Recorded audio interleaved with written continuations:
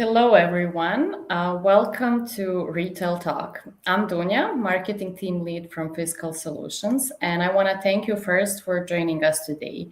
We'll be discussing the most important retail trends that are shaping 2026, based not on speculation, but on what retailers and solution providers are already building and funding. Please feel free to share the stream, leave your comments, and follow Fiscal Solutions, our guests, and this page for more insights like this. With me, as you can see, are two people who spend their lives inside retail tech and fiscalization. Darko Pavic, CEO of Fiscal Solutions, and Milan Lazarevic, our general manager. Hello, everyone. Hi. Thank you for joining. So, before we dive into trends, let's take a step back. I think 2025 was quite a turbulent year for retail. From your perspective, how was this year for retailers and how was it for solution providers? Who should start? Shall I start or you, Milan? You can go ahead, Darko. Okay, so let me give you or our audience first couple of words about ourselves. And first, I will introduce myself, of course, as I have the opportunity to start as the first.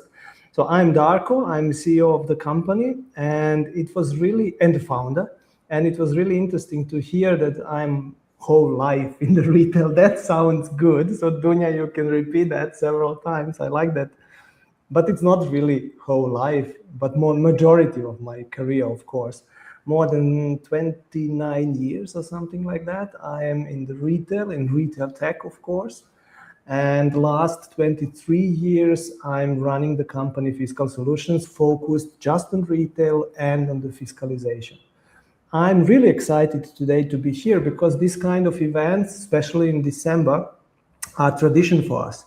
So every December, Milan and we are talking about trends that we see in the future. And I think this is important, of course, first for everyone who is taking care about retailers and retail, but also for us as a software company in order to prepare us for the things that are coming in the next year. So that's why talking about trends, it's not just a marketing topic for us, it's a real technical preparation for the upcoming things. So if we today discuss trends that we see, this means mostly for us that we discuss those topics with our customers and users, and some of them, or probably many of them, mentioned those trends, ideas, concepts, and so on, and we already started to work on the implementation of those things or to understand how those trends are influencing fiscalization and so on. So that's why maybe it's called trend, but for us, it's much more. For us, it's like a planning tool for our roadmap. So far, so good about me and about this day today. And now let me give you a short overview about the year, how I think that 2025 was, or still is actually. And I have to say that it was really, I'm not sure what is the right word. So I think everybody was really under the high pressure. We had so many difficult situations. If we talk about geopolitics, if we talk about, unfortunately, running wars, about tariffs, about trade wars, and all those kind of negative things, I think they are creating huge pressure on everyone, not just on the retailers or other businesses, but really on everyone, even on the personal level. So that's why the year was really hard. It was not easy. Nevertheless, we see we saw in the retail industry lots of things which are moving with unbelievable speed. We see the e-commerce, which is continuing to grow. We see that the stores are moving direction phygital experiences, let's call it like that. Retail media exploded in this year. We have a really fast innovations, and most of them are somehow related to the AI. So the AI is the biggest catalyst that I see in this year, which is driving, let's say, the major change which we just witnessed or we are witnessing in the moment. So I think beside all those standard things which we had with lots of innovation, like improved self-checkout, fraud detection, supply chain optimization, and so on, all that we had in 2025. And additionally, on top, we had all those very interesting topics like AI, agentic AI, and so on. So to be honest, I never saw more excited year than 2025 was, because there are so many things happening on both sides, positive and negative. I never saw that. So that's why I'm excited today to talk about trends that we see for the next year. Thank you. All right, I guess it's my turn now. So thank you for introduction. So Milan Lazarevic, General Manager. Yes, I mean, I've been in this retail and a fiscal business for many years. And I can say that together with Darko, not only this year, many years, we start visiting many customers across the globe, because our customers are coming from 6 continents. Plus, we are participating in different events from New York to Beijing, considering the retail tech, the modern technologies and everything. So we are collecting different information, or I'm collecting different information from these experiences, and also in a direct communication with our customers. So I can agree with Darko. The year behind us was really interesting from many perspectives. And I could say that some companies actually made a huge progress by introducing these new and modern technologies into their ecosystem, gaining unbelievable profits that could not be possible just by opening new stores and, I don't know, gaining the new business and things like that. So I could say that the year behind us is very interesting. Some of the trends that Darko and I have been communicated last year show up as a real trends, and they became a mainstream. And of course, we are recognizing some of them that is going to happen in the 2026, and I'm more than happy to discuss it with you during today's event. Okay, well, thank you so much for this first introductory answer about 2025. But now let's move to the trends that we think are going to happen in 2026. Darko, we'll start with you. Can you please pick the first trend? Yes. What else? AI, of course. No, but there is something. What is really one topic which is really becoming very, very interesting and very concrete. So we started in this year with many different AI topics, but one of them is really, really impressive. And I think these are the AI agents, which are more and more used in retail. But if we are talking about AI agents, I have to say that there are 2 possible perspectives how you can see them. The one and the most common is actually that the AI agents are personal shopping assistants, like super assistants on steroid, which can do everything for you, whatever you imagine. And this is partially getting through already in this year. So the big companies like, like Amazon, like Visa, like Salesforce, like Walmart, or recently even Target, they created already certain agents which are helping the customers to find a certain product. So those agents are actually doing following things. They are researching for the products or searching for the products. They are negotiating the prices with retailers. They are buying and they are paying. So this is like, as I mentioned, like personal shopping assistants on steroids. So they are doing complete chain or complete process, sales process in the name of the consumer. This is one side of agentic AI, and everybody is talking about that. But trust me, to be honest, I don't see that as a trend, because this is okay and this will develop and this is huge, I'm sure, and this will reshape the retail industry, especially the e-commerce and even the physical stores. But I see something coming which nobody's talking about, and this is the AI agent as a retailer. So I see agents as a consumer and customer helping tools, and I see them as new retailers. And now let's think about that. What would that actually mean if the retailer implement AI agents as a new retailer? For me personally, this is opening, I see that at least, that this is opening the new business opportunities. I'm sure that next year we will see the retailers without stores, without online shops, but with the army of AI agents, sales agents, which are doing nothing else but searching for the consumers and offering to the consumers certain things. Actually, why not, if you think about that? If I would be the retailer, I would think about that, how to automate my sales procedure, not just to react, let's say, on certain agents which are coming towards me to negotiate the prices and to find the right product. So I see that area as well. And because we see that as a real topic and a real trend, we created even something which we called actually white paper about agentic AI and agentic commerce, AI commerce. And this white paper you can download if you use this barcode on your right-hand side probably. You can scan it and download the white paper that we wrote from the legal point of view and technical point of view and philosophy and idea point of view about expecting trend where the agentic AI is used or agents are used to be the new retailers. Because in that new environment, we see a huge problem related to the VATs. How to calculate the VATs and who is responsible for that. So we did that analysis from the perspective of the fiscalization as well. I think this is the first analysis in the world from that perspective and from that point of view.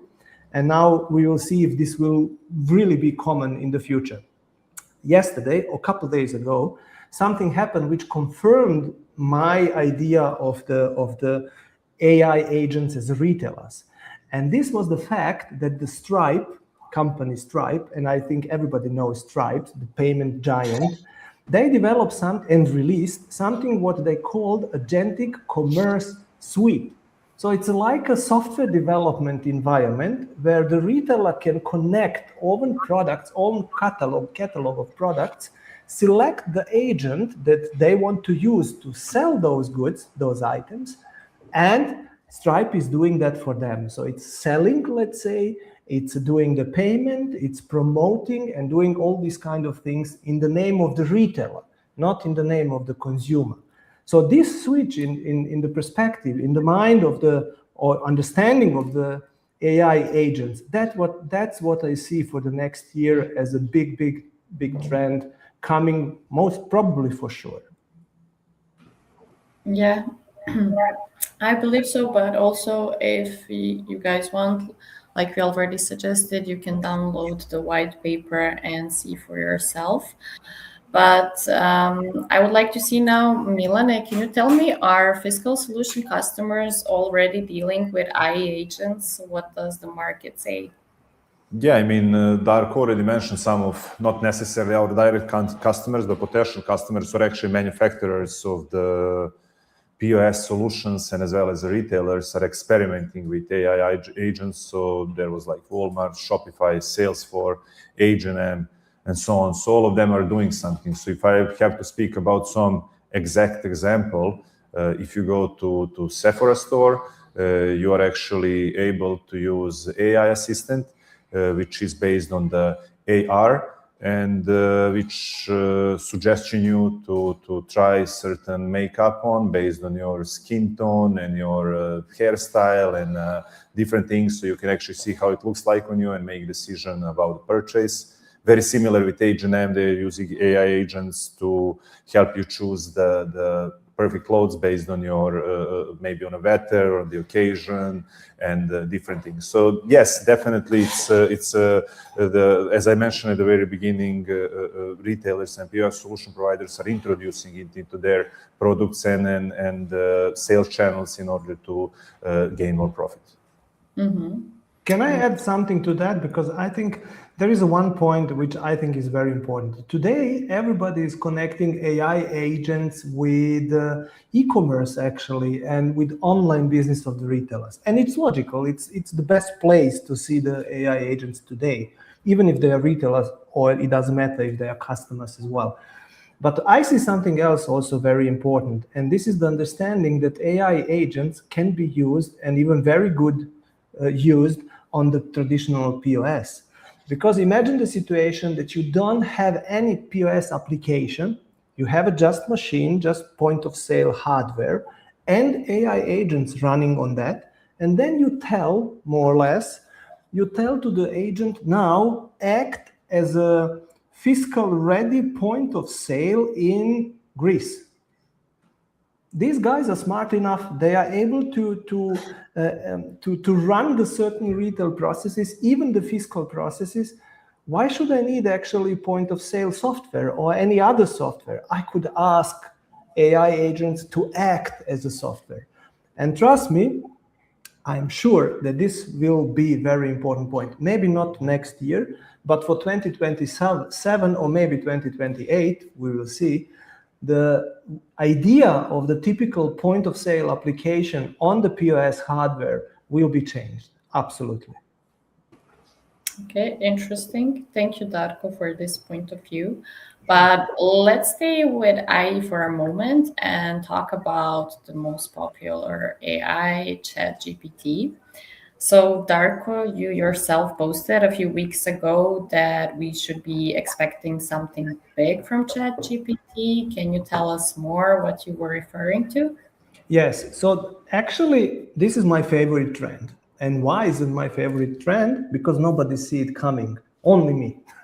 No, I'm just kidding. There are a couple of people which very clearly recognize that, but it's not that common. And why it's not that common? Because it's a strategy, as I think that I see, the strategy of ChatGPT, which is slowly creating something which we can call super app. Probably many of you know the super app from China, WeChat, which is doing absolutely everything. Payment, social community features, accessing to certain things, even unlocking the doors, it's possible from the WeChat. So this is the size and the importance of that application. Milan and I, we visited China a couple of months ago. You cannot do almost nothing without such a kind of app, in this case, WeChat. So, and now I mapped, let's say, what I saw in those countries and in that kind of applications with the strategy of the ChatGPT. And I think I recognize a very interesting pattern. So it means what they are actually doing in the moment. They are creating the payment within the ChatGPT so that you can pay. Then they are creating the shopping within the ChatGPT so that you can search in order to buy something and pay with the previous implemented feature. So then they are creating community features. Now many people can jointly use ChatGPT. This is nothing else than community and social network way of dealing with each other over the application, which is ChatGPT. Then the newest development are so-called the next version of the store GPTs, which are actually ChatGPT apps. So this means a couple of selected companies are able today to develop the apps which are running within the ChatGPT. And this is exactly the same way and exactly the same idea like WeChat is doing. Today, we can develop WeChat app with our knowledge and with developers and so on, and publish that, and everybody can use it. Absolutely same way and same situation is happening in the ChatGPT. So this is already happened. So lots of different companies like Booking.com and so on already created apps which can run within the ChatGPT. And in the following weeks, ChatGPT will publish a software development kit, SDK. As soon as SDK is there, so this means that everybody will be able to develop apps in the ChatGPT. If everybody is doing that, and ChatGPT has lots of users, I have totally new channel to sell whatever I have and to offer whatever I have, or to implement the features which are very useful for everyone for daily life, and through that added value which I create by that, to sell myself or some other services. So this is definitely the way how to create a super app. Everything is already there. And then after I got those thoughts, let's say, suddenly I saw an article in the Wall Street Journal published a couple of weeks ago, written, or it was a guy wrote it, and it was a kind of interview with the CEO of the ChatGPT, or OpenAI, better to say, applications. I think his name is Fiji Simo. I'm not exactly sure that I pronounce it well, but he told following, and now I will read it. The idea is to make ChatGPT useful in every part of life without simply backing a series of applications in one super app. Actually, what he confirmed is that ChatGPT is thinking, or OpenAI is thinking about development of OpenAI, or sorry, super app, and everything what they are doing is going in that direction to become very useful in the life. Unfortunately, I don't think that market is recognizing that yet, but I'm sure that this will come. And why I think that market is not recognizing that really yet, I've wrote an article for Forbes about the trends which are coming and we are discussing today. And I wanted to include this trend about super app from ChatGPT in the article. If you scan the barcode over there, you will be able to read the article. I wanted to include there the super app, but unfortunately the editors told me that super app strategy is that I think I see is still very subjective trend. So it's probably just that I see it and nobody else. So that's why you will not find it in the article of Forbes, but all others. So this is telling me that the market is thinking in the moment a little bit different, but I'm completely sure that this is the strategy. And trust me, my company will for sure develop an app for the fiscalization. That sounds great. What do you think, Milan? First, do you use ChatGPT personally, and do you agree with Darko's point of view that it will become a super app, or is it just him as Forbes thinks so? Yeah, I definitely use ChatGPT beside the other large language models in everyday work. It's really helpful. And I agree with most of the elements that Darko mentioned right now. I agree it's definitely going to represent a new sales channel because just during conversation, it's going to be, retailers are going to be able to offer more products that are somehow connected, or to have the personalized approach, or just secure same-day delivery and similar things. So it's definitely going to happen. What I also see, Darko was mentioning something about integrating different apps with ChatGPT. As far as I understand, this SDK, it's available to the companies that are actually in certain version. Yes? I didn't know. I just confirmed. So good to know. I didn't know that. This is the reason why I'm saying you said something different. So I was not 100% sure. While you were saying, I was checking with Perplexity about ChatGPT. Good. So they confirmed that SDK is available. And what else I conclude is that actually expectation is going into direction that Darko was briefly explained in terms of the super app, because if we are all using the ChatGPT, and just in USA, there is like 90 million consumers that are using it. So it's a huge number of people using ChatGPT every day. So there is some estimation for the companies that succeed in implementing this ChatGPT will succeed in referring those customers to their apps in 28% year over year. So this is really significant volume of potential customers. And this concept is actually changing retail focus from current, which is search engine optimization, to the machine readable data, which is forcing quick API integration. So I definitely see this becoming very popular in the future. And I can also agree about the China, but we also have to consider some differences with the rest of the world. If you're speaking about the Europe, then we are speaking about GDPR. In US, there are some different standards. Of course, it's a new technology, people trying to standardize it and harmonize it. But this is also making some challenges in being able to offer so many things through one super apps, because in China it's a bit different. But I agree, it's definitely potential, huge potential, and I see many retailers going into that direction.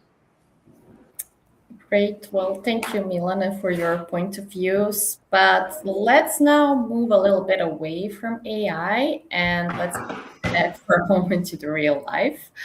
I will just use this opportunity to invite you to our next webinar about Hungary, because everybody knows how complex is Hungarian fiscalization, but it seems like there are some changes coming. And my colleagues will give you the update about what's changing, when, and how. And well, you can register using this QR code. It will be happening tomorrow. But now let's come back to the trends. Let's talk about something that's been like really emerging. Do you see any new types of retail taking off? Are there any specific retail segments that you see growing particularly fast, maybe? What do you think? Yes. Shall I start? Or? Yeah, please do. Okay. So probably everybody knows already I have 4 children, and those children are in the age between 19 and 26. So it's exactly that age where you are very, looking on sustainable environment protection, looking about also economical topics, of course, because you don't have lots of money in that age, but you want also to be very stylish and these kind of things. So that kind of people, this kind of generation is, or that part of the generation, I'm not sure what is that, Z probably, that generation is driving something which is coming up like a rocket. And this is something what we call re-commerce. And I thought that re-commerce is always just second-hand, but no, second-hand is belonging to re-commerce area, it is, but it's much more. It's like repair, refurbish, rental, and all these kind of whatever things, reuse at the end, which are actually very sustainable things and good things for our environment and our world. But that Gen Z that I just explained, and the situation which is very difficult in the moment in the world, that's why we started with the problems that the world has in the moment, that situations are pushing development of the retail concepts like re-commerce. It's a not new, let's say, way of retailing, but the way how re-commerce is done today, it's definitely different than a couple of years ago. Let me give you just an example. There are several providers of different apps, mostly, to enable, let's say, the re-commerce and use of the second-hand items. Let's mention a couple of them: Poshmark, Depop, Vinted, and so on. And those apps are combining, let's say, the social network characteristics with buying and of second-hand things, and creating totally new experience and community sense among those people, among those young people. So that's first the new topic, that kind of combination between social commerce and re-commerce. And I think this is one of the important points. But this is not the only thing which is pushing that trend to boom like it's booming now. Economic factors are very important. That generation don't have that much money.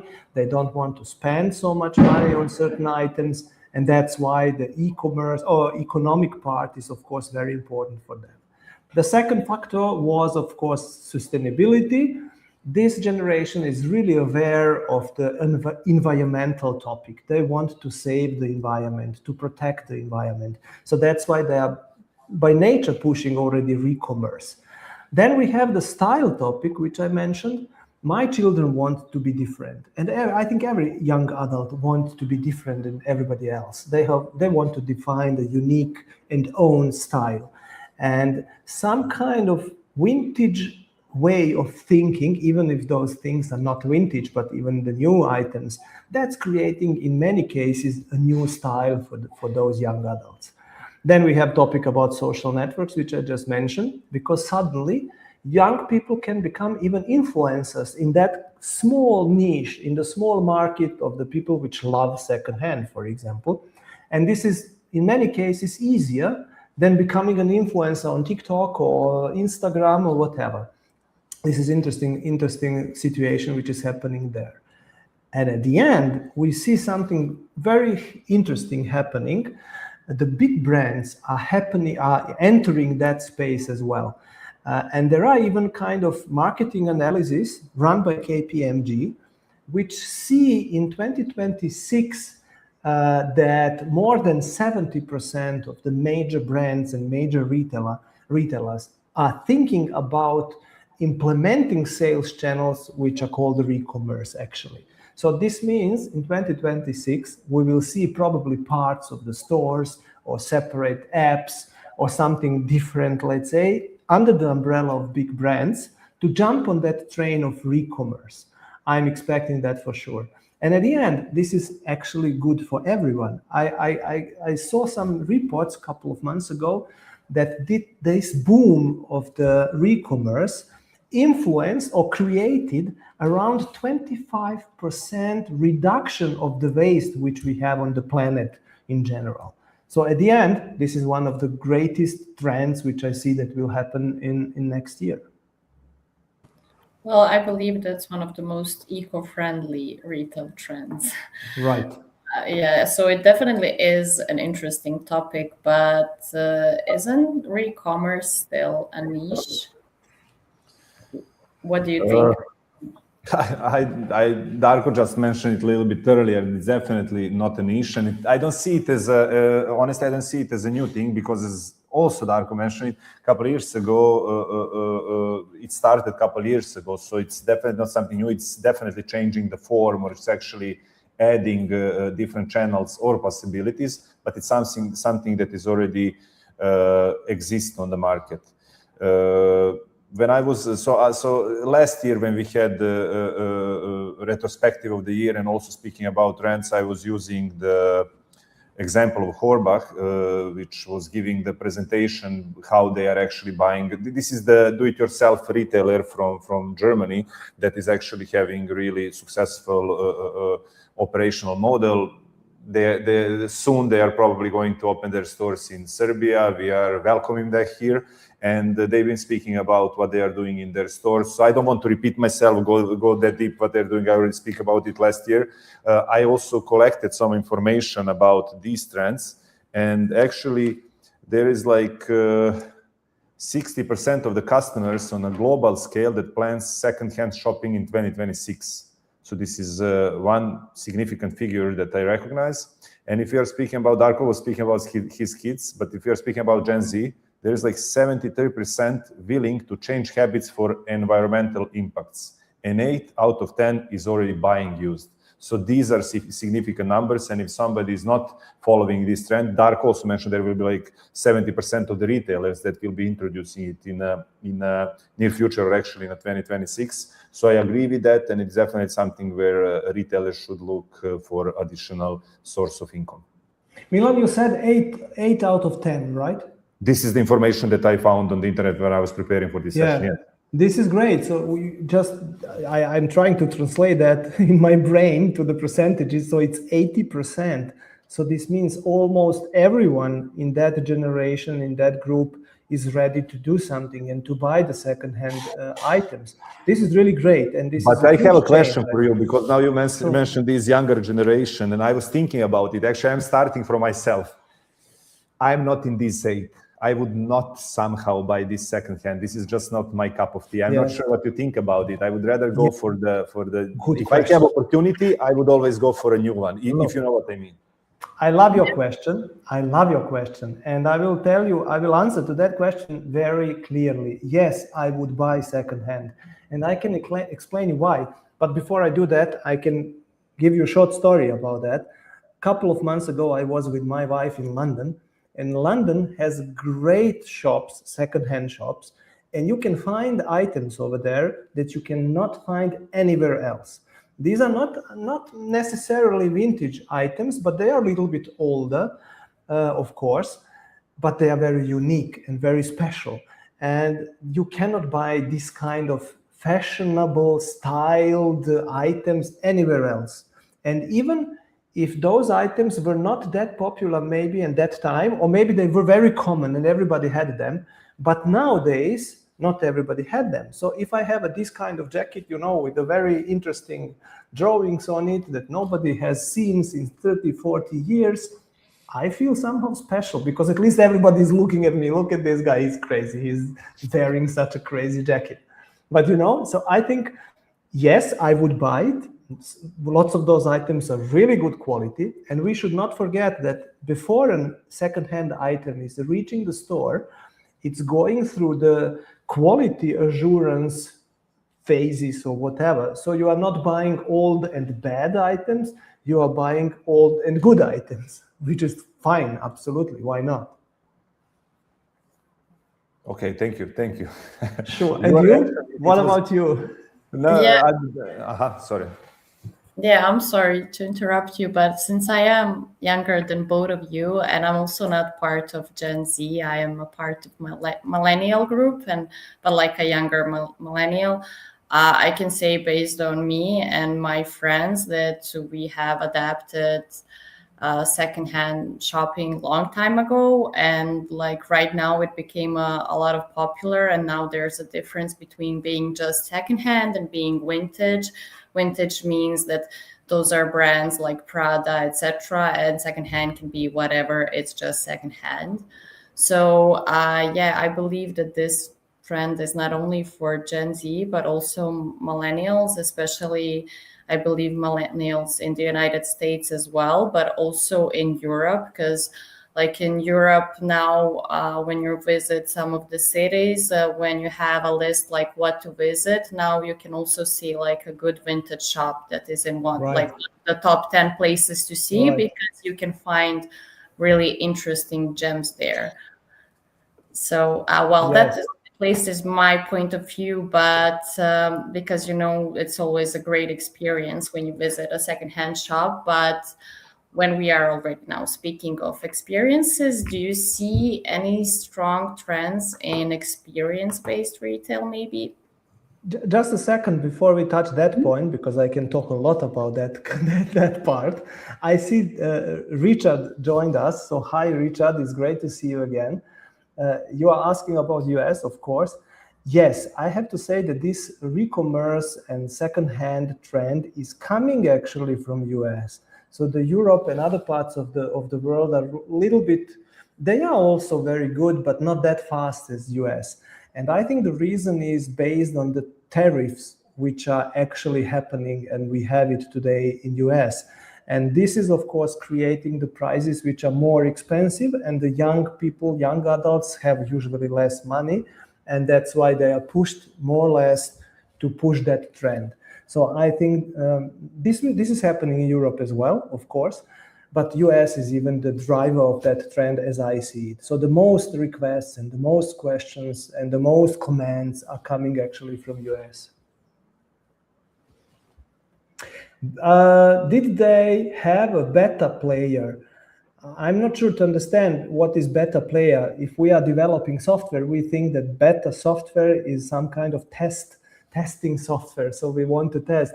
So Richard, if you like to explain a little bit more, what do you think under the beta player? Just give me ideas. If you think about which retailers are testing these trends the most, I see the new retailers coming more than that old retailers are testing that. I mentioned the platforms like Depop and Vinted and some others. Those guys are actually the new retailers, more or less, actually platforms, but I see them as the new retailers, which are bringing together the customers and the private people which are selling the goods, the items. I think this is the key, the connection between direct connection between end user and the seller.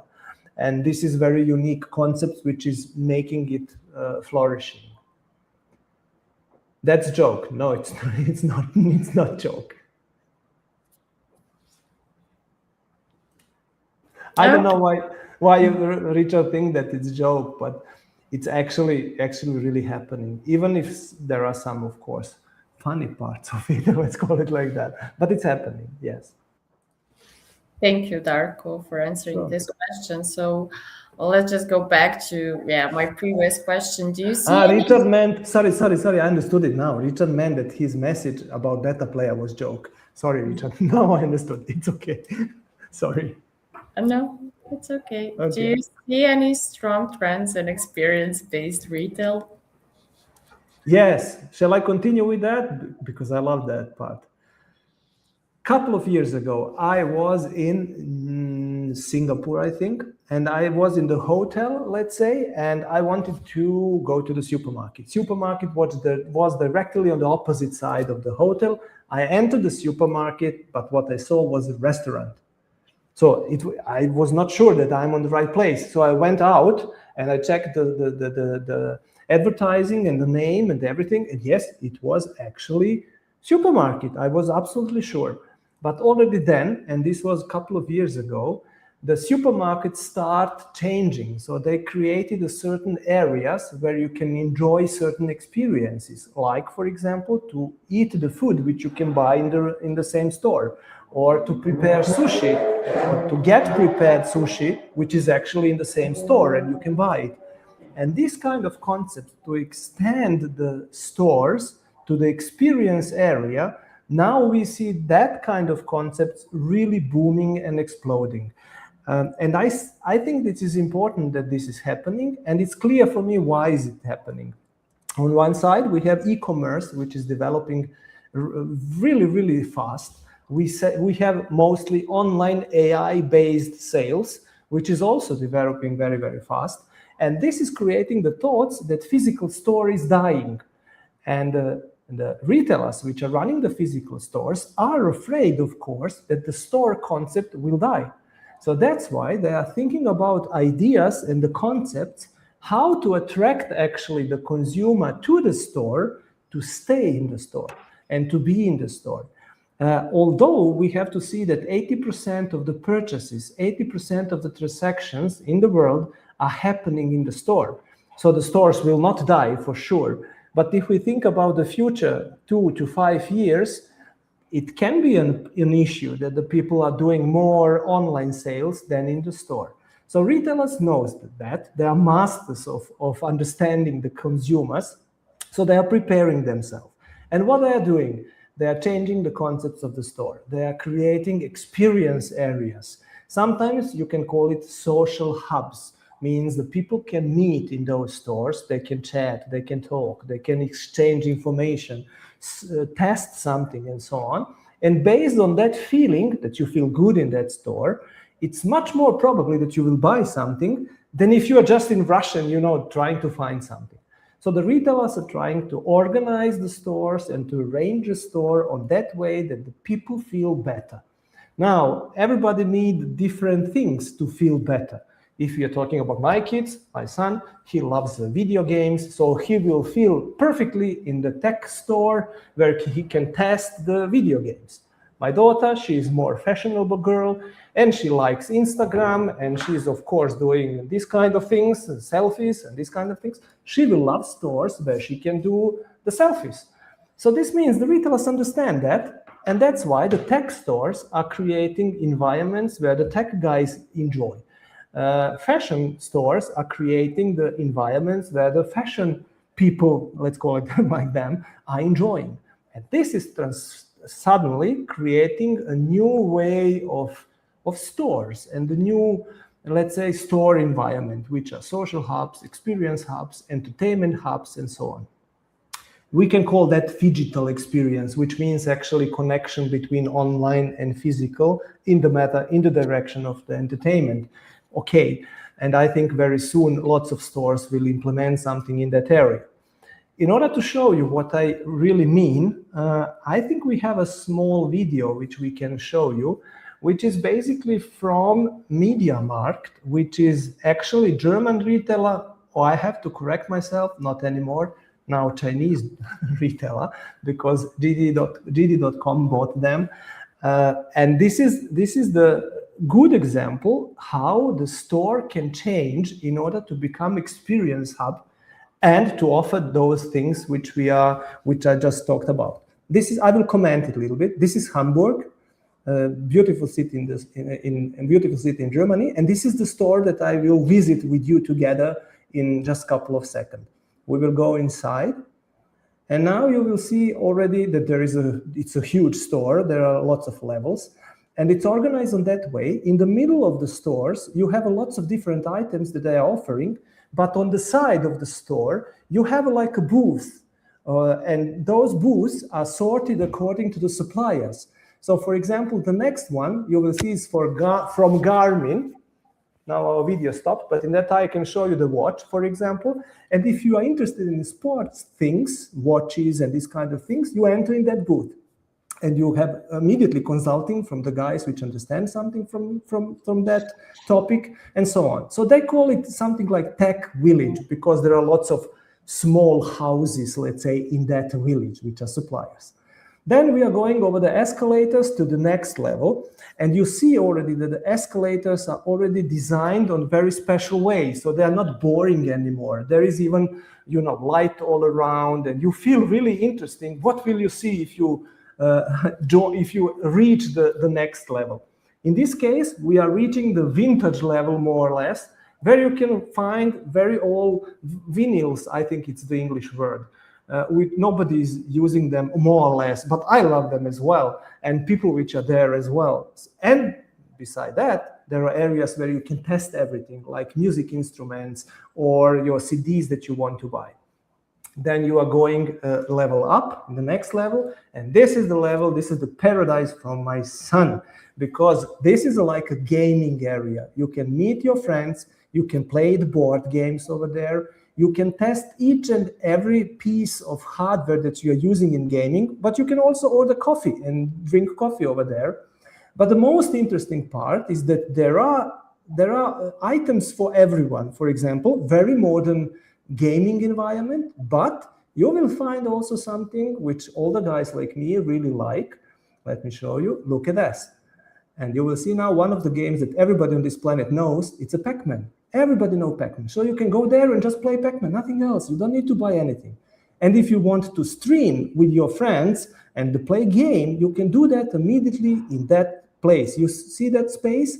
There are more than 200 seats equipped with everything, with streaming systems, with lights, with micros, with camera, with everything. You just go there and you stream. You don't need to buy anything, but most probably if you are there and if you play with that kind of things, you will probably also buy something.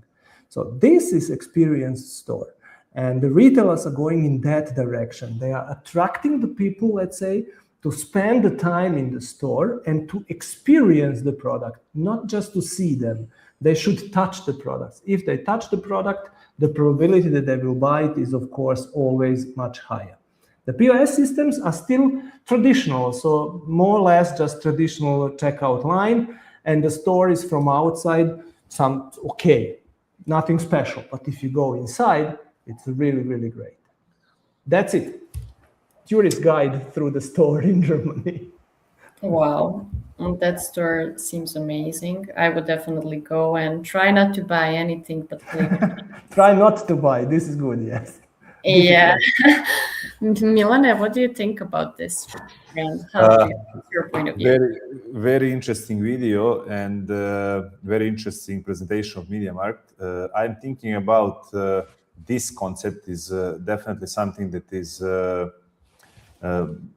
popular and it will become more popular, but it will not be applicable in every single situation. For this concept, you need a really huge space where you can actually build everything in a way that you would like to attract the customers. What I can see right now that actually, at least if I'm speaking about Serbia, people and young kids, they like to hang out in shopping malls, but then they're getting a little bit of everything. So it's not like MediaMarkt that is offering everything, but the different retailers are offering different things, so they can have that. But I can give you another example. Just last week, I was in London. I was together with Darko for a partner event, and we've been hosted quite well by our partner. And one of the ideas was to visit F1 experience. So if we are speaking about the Formula One experience, so if you are speaking about Experience Hub, then I can use this as a really good example. So when you speak about Formula One, what I thought, it's just like, place where you go and then you have a possibility to test the formula and that's about it. But no, it's really different. Like when you're entering the store or space, you are actually, you get the security which is opening the door. when you're entering, you're going up the stairs like you're going into some discotheque or underground clubs, so all the lasers and the lights and everything. Then when you go, there is people at the counter waiting for you, and then they guide you further. You're getting your personal assistant, which is checking if you had a reservation or not. They're taking you to the table where you're waiting for your space to test the Formula One become available. Then once the Formula One is available, you go over there, you actually sit in a real seat of Formula where you have all the commands on the controller, where you have a screen in front of you. So we did a little race, but then once we are done, once we finished the race, we didn't leave the place because it's really nice place. It's like a bar with bar food, different food, really nice food, and a lot of drinks. Like you're in a discotheque. You're not there for the F1 experience, but you're actually in a place where you can hang out. And all the atmosphere and the people and everything else, it's not only about Formula One, it's the complete experience. So I think this is also count in this in these new trends that we are just describing right now. So I think this is also something that is becoming more and more popular. Yeah, I just have to confirm that experience was really, really good and really nice. And at that moment, if you feel that good, you are ready to buy everything. So whatever makes, the complete story, you will do that. Of course, you will not buy the, I don't know what, but if it's somehow belonging to the story, the complete story, most probably you will buy everything. Or at least you will have one beer more than you thought you would have. We had one more. Yeah, that's how it usually goes. So yeah, thank you for your thoughts. But yeah, so far we've covered agentic AI commerce, the rise of the super app, re-commerce, and now experience-based retail. What else do you think is a major trend for the year that's ahead of us? Shall I start again? Okay. I'm not sure, Dunya, that you know what is QVC, because this is a little bit older, but Milan should know because it's an older generation topic. Did you hear about that? And did you ever watch, because it's TV, QVC? QVC, I don't believe so, but I'll let Milan answer. We said no trick questions, so I will I will return it back to Darko, and I would like to see the results. So please skip that, because I see that. See, you don't want to admit that you are old enough here. So let me do it following. QVC is going like this. You see this DJI Micro? This is perfect Micro. If you buy it today, I will get you 10% off. So basically, this is TV where somebody is presenting the product, giving you great offers. You can take your phone, you can pick up your phone, and you can call and buy that product. And if you ever watch that kind of shows, you will see the numbers on the screen going just like this. So 1, 2, 3, I can admit I watched those shows. You know that? You saw that? Yeah, I know them. I remember them. This is QVC. So one of the networks or whatever owners of those shows was QVC. And this is something which started many, many years ago. But now we have a QVC on steroids. So it's something very, very boosted and great, boomed. And this is so-called live streaming. This is nothing else than QVC with additional elements, like, for example, engagement. Now, yesterday, I was not able to engage with the definition and the presentation of the product. Now I can type whatever. I can type and ask, could you please turn it around? Then I can ask somebody else who is watching the same stream, what do you think about that? So I can communicate with the people who are in the stream. So suddenly I have an engagement and I have communication. This was not possible yesterday as we had just QVC. Engagement and community strategy, like all of us are watching once on the same stream and we can talk to each other. This is creating very special sense of purchasing experience. So I'm not just purchasing product because I like the item. I'm purchasing because 1,500 other people in the stream likes it as well. And we are exchanging the information. They are telling me this feature is great and the other feature is maybe not that great. And the third very important point, the live streaming is mostly done with the kind of influencers, and those are the people which have the trust of the certain communities, of the certain people. Yesterday, as I was watching the QVC, I was watching more or less unknown person. Maybe I know that person because I watched several times the stream, but I don't know nothing about that person. Today, in the live streams which we have today, we see, of course, the people which are kind of influencers on those social networks. We are familiar with them and we trust them. And this combination, trust from the influencer, engagement, and communication, means sense of the community, are creating the live streams skyrocketing. So the numbers are unbelievable. Today, the numbers means the increase of sales done through the live commerce and live streams are skyrocketing. Just let me give you one number. In US, we are expecting, not we are expecting, but the certain very famous companies are expecting 114 billions of US dollars to be, let's say, to turn around, to be the value of the market in 2025. And this will definitely grow. And why do I think that it will grow in 2026 even more, that it will explode even more? Because I see what's happening with TikTok Shop, Instagram Live, and all those old tools which are implementing social commerce and live streaming in the platforms, which are already full with people. So there are millions of people already using the platforms, and now they are just getting offered very interesting experience-based purchasing model or purchasing way to buy the items. So that's why I'm sure it will explode even more.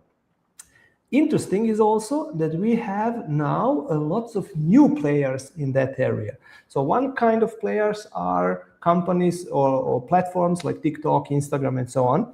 But you should know that there are companies or platforms like Whatnot, for example, which are focused just on a certain part of the items or certain kind of the items, like, for example, collectibles. Whatnot is focused on the collectibles. But there are other tools as well, which are focused then on other segments of the retail market or general of the industries.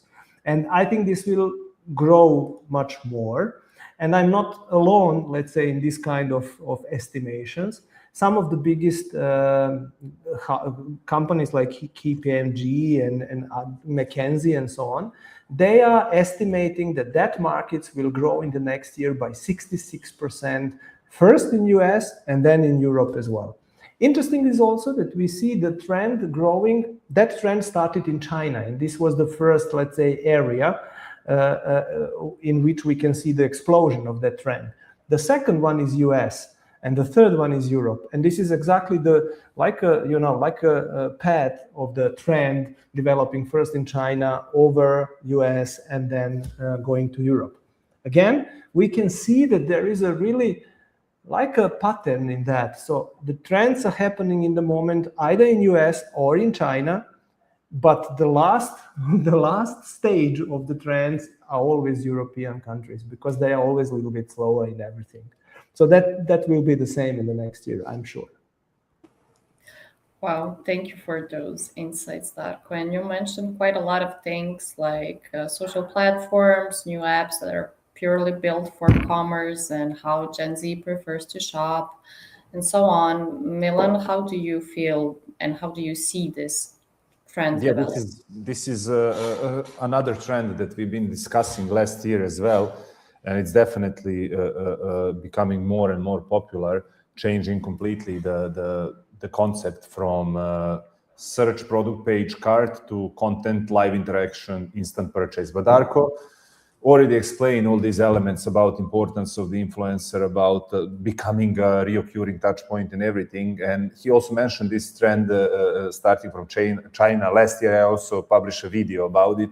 But then when we speak about China, we really had interesting experience which is related to it. We went to a regular supermarket. We've been looking for certain products. And we tasted different things. It was quite interesting. But then you go to the different floor, and then you have a person which is standing next to the certain product and using megaphone right in the store and just yelling. Of course, we did not understand because it's on a Chinese, but I can assume it was like it was standing next to the eggs, so it was probably fresh eggs, come and pick up fresh eggs. So it was like a real life experience and a live commerce, which is so abandoned if I consider Europe, because I remember people selling things like that on the open market, still do in Serbia, but not something that is happening in a supermarkets on the regular retail stores any longer. So I was really wondering if the China is expanding, and then they are planning to open the supermarkets chains in the Europe or in the rest of the world.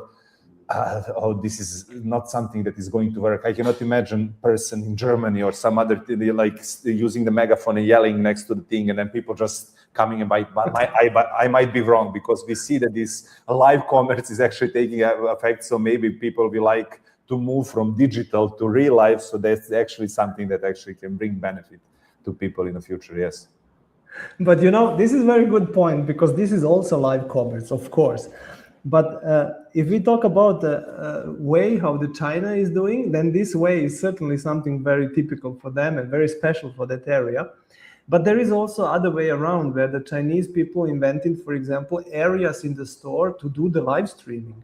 So we went at the same trip, we went to Nike, and one of the parts. But this is not live stream. You see, this is different. Yes. I mean, this is far away from that, but of course, sorry, True. Go ahead. Yes. True. This is totally opposite concept, let's say. So they created the area in the store where you can go, like in that German store, where you can go, pick up the product of Nike, and you can do the live demonstration of the product as a private person in that store. And you have light, and you have equipment, you have everything there. And this is now something that I see slowly starting in Europe as well. In US, probably as well, but in Europe, I saw it coming as well. So I think this kind of live commerce will happen for sure in Europe and US, but yelling about the product, probably not. You're right.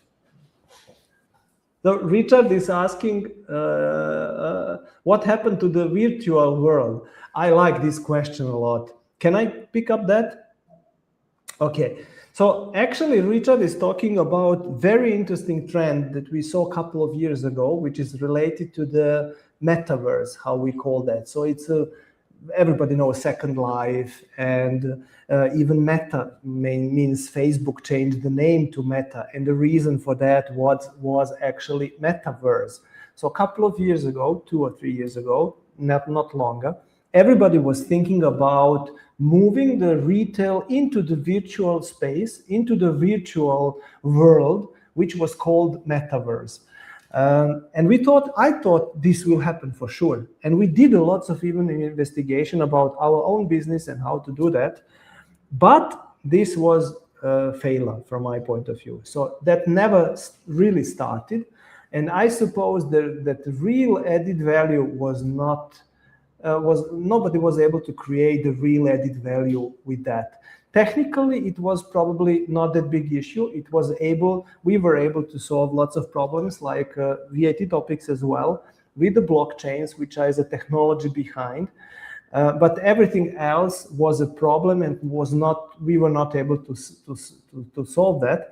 And even from the accessibility point of view, it was and is still very difficult. You need maybe some kind of glasses, 3D or something like that. And if Apple just announced some of them a couple of months ago or a year ago or something like that, they are big, they are clumsy. You cannot wear them for several hours because they are, very, very hard and very heavy. So this means you can have them for just a short part of time that you spend in that kind of virtual world. So all that together probably caused that the trend was never really implemented. So some retailers started already some projects and even implemented some stores, even some very famous retailers, like for example, Carrefour in the Sandbox, they still have a area there and kind of stores. La Costa was the next one, and so on. So there are lots of retailers which did something, but it never took off, and the trend just stayed like an experiment from my point of view.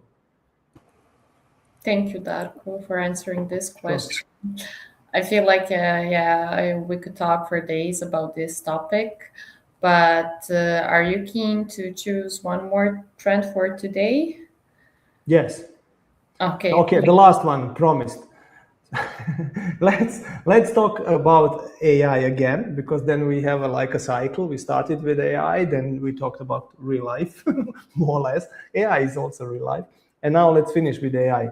So everybody is talking about hyper personalization. So really personalization driven by AI, so that everybody gets the items and experiences that just you like and you want to have. And I think this trend is very important to talk about, because it's not trend based on the hyper personalization. This is not the focus. This is not the point from my point of view. What I see is something else. I see the big amount of data which retailers are collecting through hundreds of sensors, which are all around the store, in the e-commerce environment as well. So they are collecting the data through the customer loyalty systems, through the sensors, through everything. Just to give you an example, on the last NRF in New York 2025, so in January, we saw the sensors on the shelves, which are actually catching your mood. Are you happy, or are you maybe sad? Or can you imagine that? So, and if you are sad, they are giving you nice music to be more happy in the store, for example. So they are influencing, using those data, of course, to influence you. But this example is showing just one place and one way to collect the data and to do something. If you take in account all the data that retailers are collecting, this is really, really huge. Until yesterday, we didn't have any chance to analyze those data, because they collected them, but they were not able to process them, to analyze them. They are simply too big and too many data. Even the data warehouse systems which we had and still have were not capable of making conclusions like prediction what somebody would buy, or why somebody is buying something, and what is actually what somebody really likes. Nowadays we have tools for that. So now we have AI, which is capable of analyzing millions of data sets in a second, and even not just analyzing them, but even making conclusions like, what do you really like? That's why I'm totally sure that in 2026, we will really see the revolution of the usage of those data, and most probably in the personalization in retail. Thank you, Darko, for your point of view. I mean, I feel like we started with AI and we're finishing with AI, and like 3 of the trends you mentioned are AI driven. I mean, that's really something. I mean, we can say interesting, but also kind of obvious in the way that the world is going right now. Yes. Milana, what's your view on hyper? I can agree with Darko. I mean, basically, there are so many possibilities right now to collect the different data, and then with the power of AI, you can also turn it in a tool that can boost your retail and sales in a different way. So definitely, it's this hyper-personalized AI experience is something that is going to become a boom in 2026, and there will be so many possibilities for these companies to approach you using this AI experience or using these AI tools to do so. Then the question will be actually, are they going to be able to approach you in a way that you will be happy to buy something, rather than crossing the line from helpful to invasive? So I think this is going to be the biggest challenge of these tools, because like I said, AI will be able to recognize whatever you need in the right moment, and it will approach you in so many different ways. So it's really questionable, is this something that we as human beings want?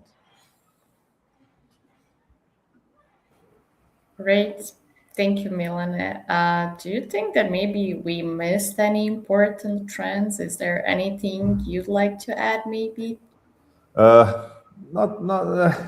say missing trends, but maybe a couple of interesting things which are perfectly connected to everything that we spoke about so far. We spoke. I mean, it's obvious that checkouts are disappearing in this way or that way, and pioneer in this area was Amazon Go stores concept. But right now, that where you actually enter the store and then you are being recognized by the different systems. I don't want to go deep into these details because they've been the different stories. But then at the end, you're just leaving the store and you've been charged, your card being charged for whatever you took from the shelves.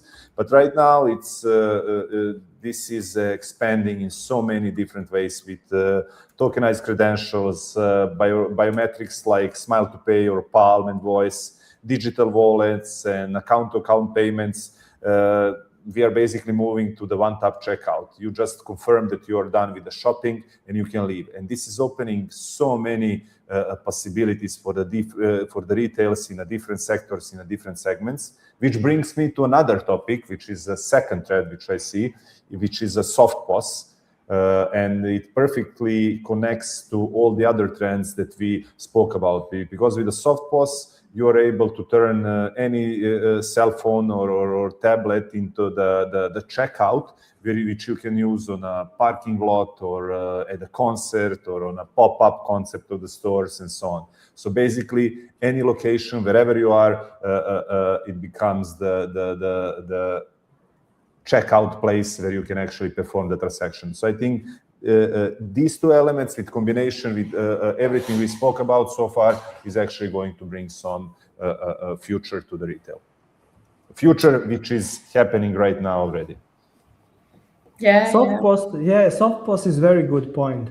I like this point a lot because there are lots of questions in the market about how to fiscalize that, because this is not something which is same in each country, because you have also banking part which is influencing the protocols and security and these kind of things.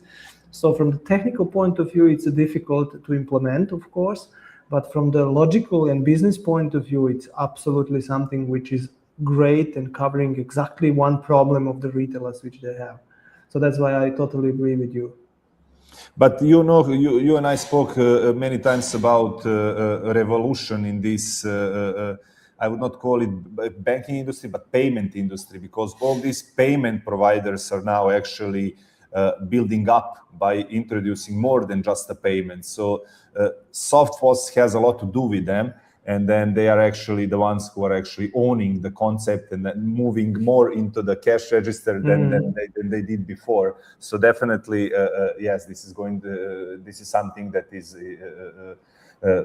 helping people to execute the payment wherever they are. Wow. Okay. I think we talked about a lot of stuff today. First, I want to thank you both for some truly great insights. But also, even though we talked about a lot of stuff, I think that in the end, you can say that the story today was kind of simple, since, retail is moving from clicks to conversions, from stores to experiences, and from segments to individuals. And, AI agents are starting to shop for us. ChatGPT is turning into a new retail channel. Nowadays, we have secondhand becoming first choice, and stores are just, becoming a place to feel, not only to buy. Shopping is going live, social, and as Milan mentioned, checkout is quietly disappearing. And I believe that all of this points out to one thing, is that retail in 2026 will feel less transactional and, I believe, far more human. I want to thank you all for spending this time with us on Retail Talk. You should follow us if you are keen on listening to more conversations like this. And hopefully, we'll see you tomorrow on our latest webinar about fiscalization in Hungary. Thank you. Thank you, everyone. It was great to have you with us. Nice day. See you Bye-bye. soon again. Bye.